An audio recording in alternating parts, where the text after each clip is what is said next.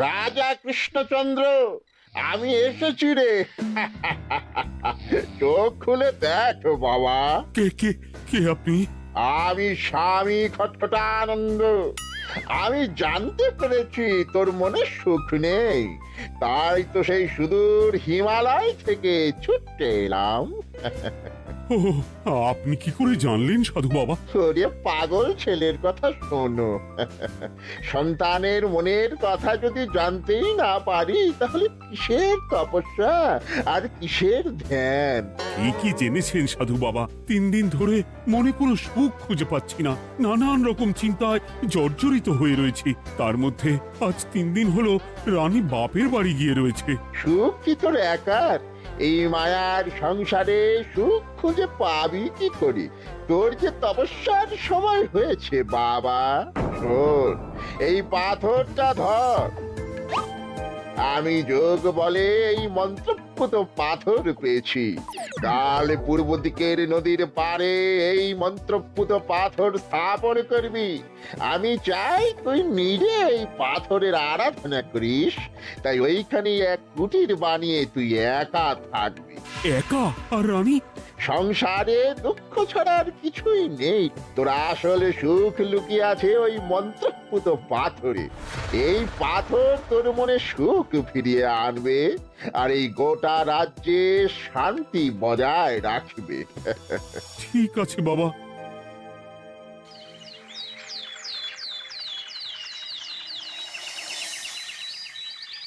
জয় বাবা খটখটানন্দের জয়। কি তার জ্যোতি, কি তার ব্যক্তিত্ব, আহ, কি তার কণ্ঠস্বর! এই মন্ত্রপুত পাথর আমার এবং এই রাজ্যের সকলে সুখ শান্তি ফিরিয়ে আনবে। আজ থেকে আমি সাধু বাবার পরামর্শ মতন এখানেই থাকবো। তোমাদের যার যা যা বক্তব্য আমাকে এখানে এসেই বলবে। কোনো চিন্তা করবেন না মহারাজ, আমি সব সামলে নেব। আপনি নিষ্ঠা সহকারে সাধু বাবার আদেশ পালন করুন। মহারাজ, যার নামেই খট তার কথাই ভরসা করা কি ঠিক হবে? একটা সামান্য পাথর কি করে সুখ ফিরিয়ে আনবে মহারাজ? বিষয়টা কি খটখটানন্দের মতন খটকার নয়? এটা মোটেই সামান্য পাথর নয় গোপাল, এটা মন্ত্রপুত পাথর। আর এসব হচ্ছে বিশ্বাসের ব্যাপার। শুধু তোমার মতন ভাঁড় দিয়ে কি আর রাজ্য চলে? রাজ্য চালাতে গেলে ভক্তি, শ্রদ্ধা, আশীর্বাদও দরকার হয়। কি শাস্ত্রে বলে বিশ্বাসে মিলায় বস্তু, তর্কে বহুদূর। কিন্তু মহারাজ, রাজ্যটাও তো চালাতে হবে। আপনি এখানে থাকলে এই রাজ্যের কি হবে মহারাজ? একবার ভেবে দেখুন, সাধু বাবা আসল না হয়ে নকলও তো হতে পারে। দেখো গোপাল, তোমার যদি মনে বিশ্বাস না থাকে তাহলে আমি বলবো তুমি আর এখানে এসো না। তবে সাধু বাবার নামে কোনো বাজে মন্তব্য আমি শুনবো না। আমি চাই না আমার এই অবিশ্বাসের কারণে আমার রাজ্যের কোনো ক্ষতি হোক। আর আমি এই রাজ্যের মন্ত্রী, আমি থাকতে তোমাকে রাজ্য নিয়ে বেশি ভাবতে হবে না। তুমি এখন যাও তো গোপাল, যাও। মহারাজকে আর বিরক্ত করো না। পাল না থাকলে এ রাজ্যের কিছুই এসে যাবে না। আমরা থাকতে নাকি ভাঁড় চালাবে রাজ্য? আচ্ছা, ঠিক আছে, দেখা যাক। তাহলে আসি মহারাজ। হ্যাঁ হ্যাঁ, এসো এসো।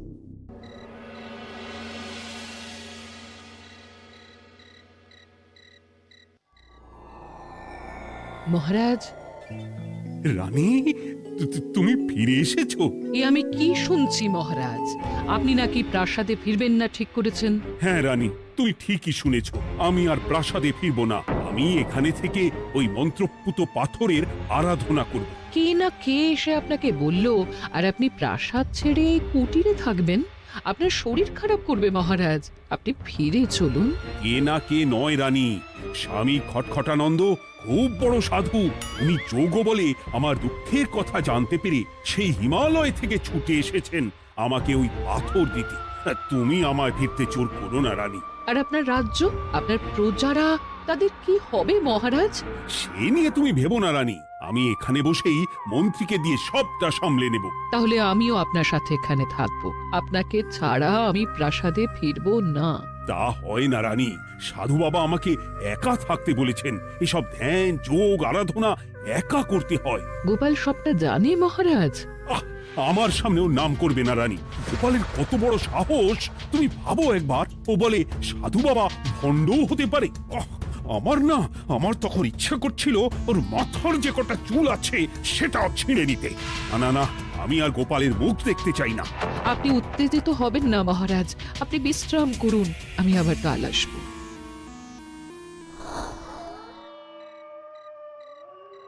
রাতের হাটেও সবজির যা দাম বেড়েছে, এরপর শুধু এক বেলা খেয়ে থাকতে হবে।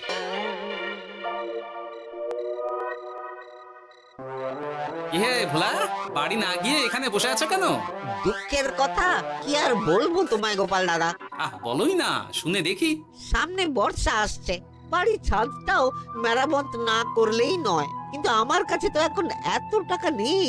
তাই ওই গিন্নির সাথে পরামর্শ করে গেলাম মহারাজের কাছে সাহায্য চাইতে। থামলে কেন, পুরোটা বলো।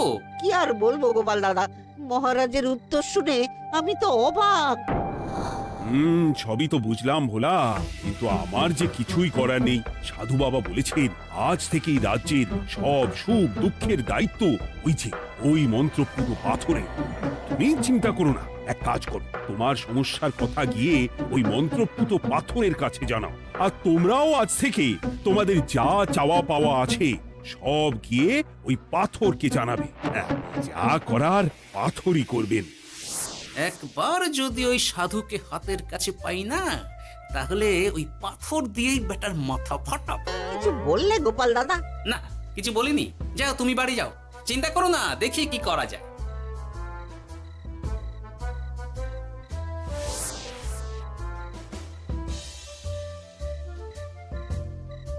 কি ব্যাপার, এত রাতে বটা ঘটা মন্ত্রীর বাড়িতে কি করছিল? কি বটা ঘটা, আজকে মন্ত্রী মশাইয়ের বাড়ি খাওয়া দাওয়া ছিল? খাওয়া ছাড়া কি অন্য কিছু আসে না তোমার মাথায়? চ চ চ, আমাদের অনেক কাজ আছে, চ। আরে এত তাড়া কিসের? বাবা, বটা ঘটার এত কি গুরুত্বপূর্ণ কাজ যে একেবারে ছুটে পালালো? না, ব্যাপারটা তো সুবিধের ঠেকছে না।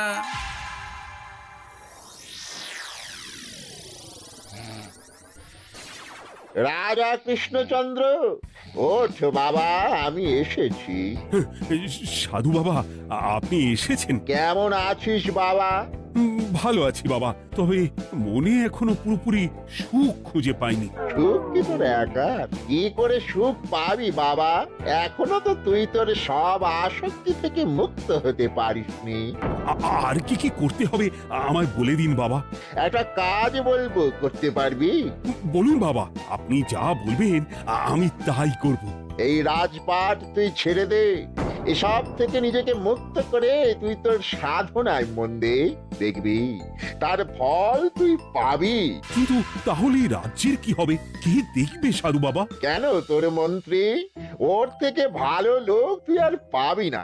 ওই হচ্ছে তোর আসল শুভাকাঙ্ক্ষী, আমি যোগ বলে জানতে পেরেছি। আচ্ছা, তাই হবে। আর ওই গোপালটাকে যদি পারেন একটু সাহায্য করবেন বাবা।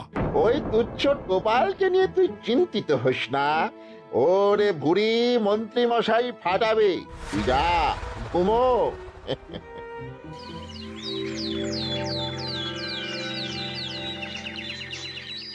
শোনো শোনো শোনো, আজ থেকে মহারাজ কৃষ্ণচন্দ্রের আদেশে এই রাজ্যের ভার এই রাজ্যের মন্ত্রীর। আর মহারাজ নিজে তার কুটিরে নিরিবিলিতে থাকতে চাইছেন। উনি চান না কেউ ওনাকে বিরক্ত করুক। তাই আজ থেকে যার যা সমস্যা সবাই মন্ত্রী মশাইকে জানাবে। মন্ত্রী মশাই যাকে যা বলবেন তাকে তাই শুনতে হবে। শোনো শোনো শোনো। না, মহারাজকে থামাতেই হবে, না হলে বড় বিপদ হয়ে যাবে। যাই।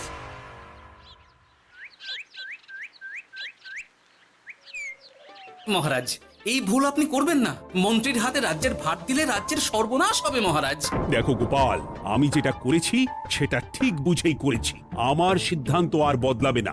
আর এই বিষয় নিয়ে আমি তোমার সাথে কথাই বলতে চাই না। মহারাজ, গ্রামবাসীরা আপনার এই সিদ্ধান্ত খুশি মনে মেনে নেয়নি। সবার কথা একবার ভেবে তারপর সিদ্ধান্ত নিন মহারাজ। একজন বাইরের লোকের কথায় কোনো সিদ্ধান্ত নেবেন না দয়া করে। গোপাল, তুমি যদি সাধু বাবার সিদ্ধান্তে প্রশ্ন তোলার চেষ্টা করো তাহলে আমি বাধ্য হব মন্ত্রীকে বলে এই রাজ্য থেকে তোমায় বিতাড়িত করতে। একজন সেই হিমালয় থেকে আমাদের উপকার করতে এলো আর তুমি তার বিরুদ্ধেই কথা বলছো। ছি ছি গোপাল, ছি। মজা, কি মজা! শুধু মুদ্রা, শুধু মোহর, যেদিকে তাকাবো শুধু সোনার মোহর আর সোনার মোহর। তুমি কি পাগল হয়ে গেলে? এখন হইনি গিন্নি, তবে এবার সত্যি সত্যি হয়ে যাব। এত সোনার মোহর একসাথে হাতে পেলে কেউ কি সুস্থ থাকতে পারে? আর বেশি দিন বাকি নেই যখন কৃষ্ণনগরের কোষাগারের মালিক হব আমি। আর মহারাজকে ছেড়ে দেবেন? চিন্তা নেই, মহারাজ কিছুই করতে পারবেন না। তিনি এখন সাধু বাবার আদেশে পাথরের আরাধনায় ব্যস্ত। আর প্রহরীরা, তারা কিছু বলবে না? প্রহরীরা তো এখন আমার গোলাম। মন্ত্রীমশাই আমরা এসেছি। ওই তো ওরা চলে এসেছে। ওরা কি করবে? ওরাই তো কোষাগার লুট করতে আমায় সাহায্য করবে। রাজকোষাগার হবে শুধু আমার, আমার, আমার।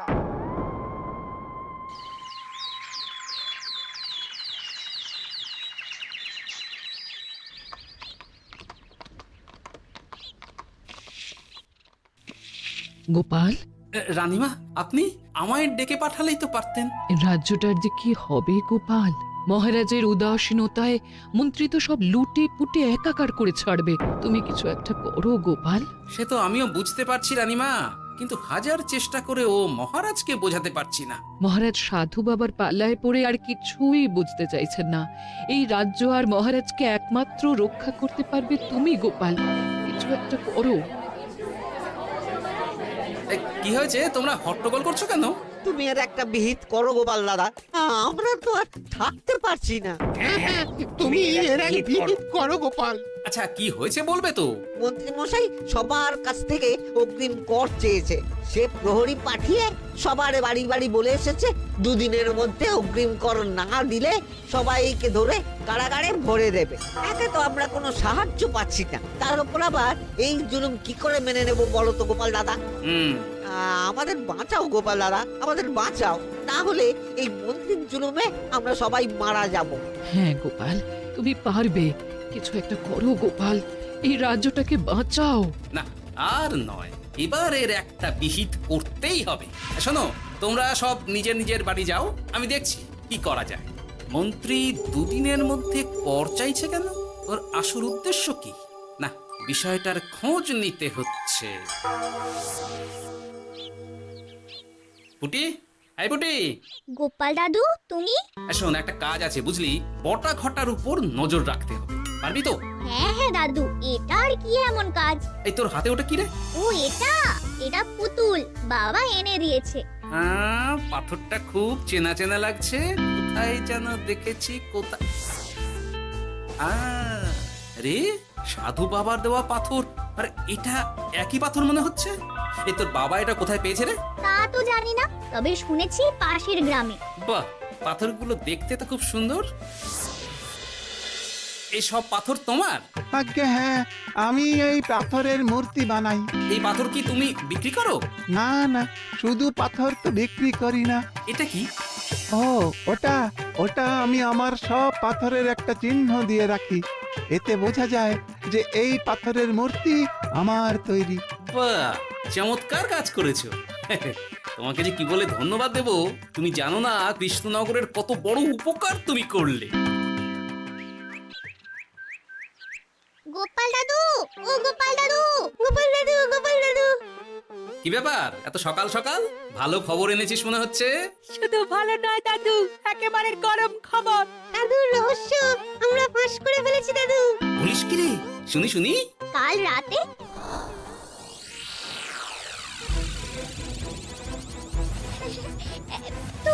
এত সোনা, এত মোহর আমি একসাথে কোনোদিন দেখিনি। ও, এইসব আমাদের? হ্যাঁ গিন্নি, হ্যাঁ, এই সব আমাদের, সব। ওরে বাবা, আমার তো বিশ্বাসই হচ্ছে না, ভাবলেই গায়ে কাঁটা দিচ্ছে। রে বটা, আজ সাধু সেজে মহারাজের কাছে গেছিলি? হ্যাঁ, মহারাজ তো আজ প্রায় পা ছুঁয়ে প্রণাম করতে যাচ্ছিলেন, ওই কোনো মতে ঠেকিয়েছি। বলেছি প্রণাম নেওয়া আমার গুরুর বারণ আছে। আর আমি তো আজ এমন ধোঁয়া দিয়েছি যে মহারাজ একেবারে কেসে কেসে অস্থির। আর মাত্র 2 দিন, এই 2 দিন খেলাটা চালিয়ে যেতে পারলেই কেল্লা ফতে। আচ্ছা, এবার আমার কাছে পুরো বিষয়টা পরিষ্কার হলো। বাহ, তোরা দারুণ কাজ করেছিস রে। এবার শুধু আজ রাতে প্রমাণটা পেলেই হয়ে যাবে।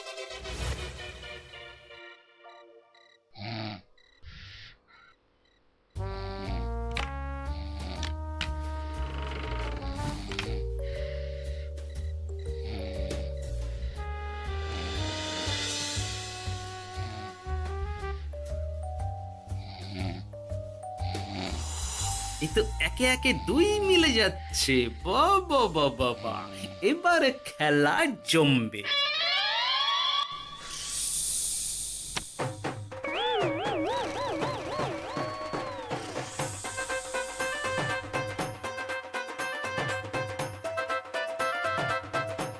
এই ঘটা ঘটা রে, এই ঘরে এত ধোঁয়া এলো কি করে রে? সত্যিই তো, এত ধোঁয়া এলো কি করে? ঘরে কি আগুন লাগলো নাকি রে? এই বটা, ওটা কি রে? হ্যাঁ, এ তো ভূত। আমরা তো কিছু করিনি। আমরা কিছু করিনি, বিশ্বাস করো ভূত দাদা, আমরা কিছুই করিনি। তোরা আমাদের পূর্বপুরুষের প্রস্তর খণ্ড নিয়ে এসেছিস, তোদের এত বড় সাহস! আজ আমরা তোদের ঘর মটকাবো। আমরা কোনো খণ্ডমণ্ড নিইনি ভূত দাদা। এই কথা, তুই কি ওনাদের কোনো খণ্ড এনেছিস?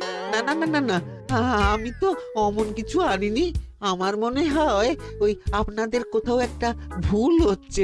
মহারাজকে ওই পাথর তোরা কোথা থেকে এনে দিয়েছিস? ওটাই আমাদের প্রস্তর খণ্ড, আমাদের 5 পুরুষের সম্পত্তি। ওটা তো আমরা পাশের গ্রামে এক মূর্তি কারিগরের থেকে চুরি করে এনেছি। আপনারা যান না, যান, ওই কারিগরের কাছে ওরকম অনেক পাথর আছে। আমাদের ওটাই চাই। ও বাবা, উনি আবার কে? আমাদের দাদু, তৃতীয় পুরুষ। ও দাদু, এই চুরি ভূত দাদু, ওটা আনতে গেলে না মন্ত্রী মশাই আমাদের খুব মারবে। খা, ওদের মুন্ডু চিবিয়ে খা। না না, ওরকম করবেন না দাদু ভূত, তাতে আমাদের খুব লাগবে। তাহলে বল, মন্ত্রীর আসল উদ্দেশ্য কি? 2 দিন পর ও কি করবে? 2 দিন পরে মন্ত্রী মশাই কোষাগার লুট করে রাজ্য থেকে পালাবেন। এবার এবার আমাদের ছেড়ে দিন দাদু ভূত। তোদের ছাড়তে পারি একটাই শর্তে। বলুন বলুন।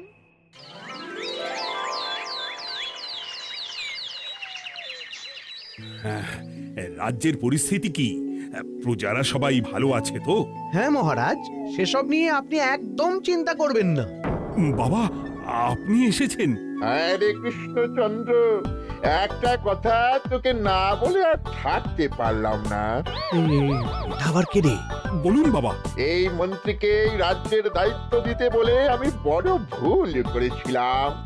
আসলে এই মন্ত্রী হচ্ছে চোর, ও তোর কোষাগার ফাঁকা করে পালাবার মতলব করেছে। কি বলছেন বাবা? মন্ত্রী, উনি যা বলছেন সব সত্যি? না না মহারাজ, এই বটা কি হচ্ছে কি? বটা? তো তুমি সাধু বাবাকে বটা বলে ডাকছো কেন? আমি বলি কি বাবা, এই মন্ত্রীকে তুই শুলে দে। বটা, তুই থামবি? আমার খেয়ে আমায় ছুরি মারা? ওর কথা আপনি বিশ্বাস করবেন না মহারাজ, ও সাধু নয়, ও ভণ্ড। মানেটা কি? মন্ত্রী মশাই ঠিকই বলছেন মহারাজ। ও সাধু নয়, ও কৃষ্ণনগরের বটা, এসব আপনার আদরের মন্ত্রীর কাজ মহারাজ। মন্ত্রী আপনার রাজ্য লুট করার মতলব করেছে, তাই বটাকে সাধু সাজিয়ে আপনার মন জয় করে প্রথমে আপনাকে প্রাসাদ থেকে তাড়িয়েছে, তারপর রাজ্যপাট নিজের হাতে নিয়ে কোষাগার হাতিয়েছে। আর এই পাথর কিসের গোপাল? পাথর? পাথর এই কারিগরের মহারাজ। উনি পাশের গ্রামে এই পাথর দিয়ে মূর্তি গড়েন। মন্ত্রী বটাকে দিয়ে এই পাথর চুরি করিয়েছে।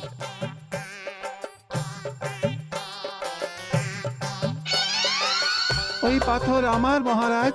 আমি তোমায় ছাড়বো না মন্ত্রী, তোমায় আমি শুলে দেব। প্রহরী, প্রহরী!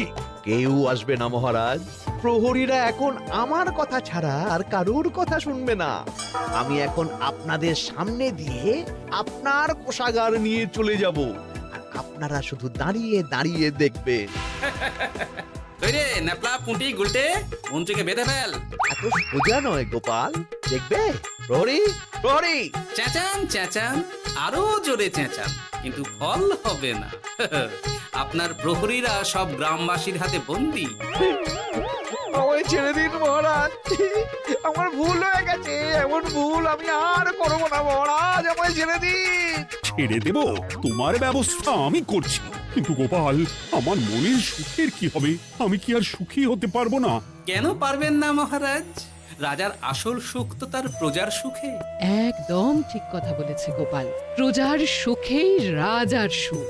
ঠিক গোপাল, ঠিক। তুমি না থাকলে যে আমার কি হতো? জয় গোপালের জয়!